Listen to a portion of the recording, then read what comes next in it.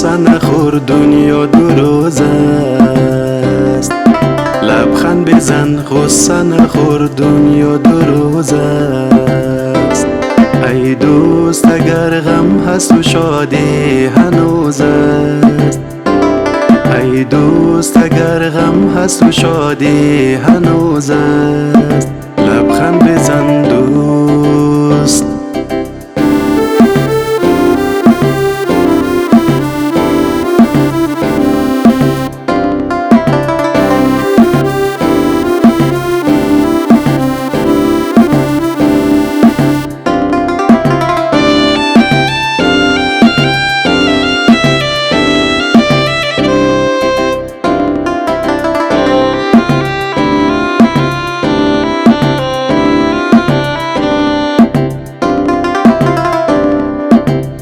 یکی دیدم که درون قصر آرام نبود.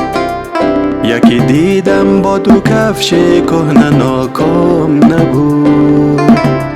یکی دیدم با لباس کار و کهنه خوش است. آن یکی با مال بیشتر صف ایام نبود. با کمی خویش قناعت، به شریکی صداقت، به توانای متانت، همین است اوج سعادت.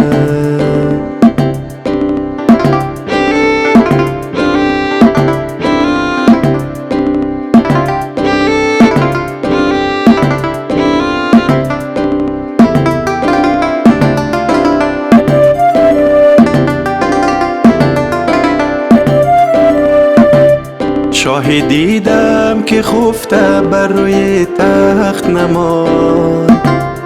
به پناهی هم همیشه زار و بدبخت نماند. شب تاریک همیشه صبح روشن دارد. هیچ یتیمی مدام بی نان و بی رخت نماند. در حقیقت سبب خوشی است آرامش دل، ورنه هیچ چیز کفایت نکند خواهش دل. لبخند بزن دوست، لبخند بزن دوست.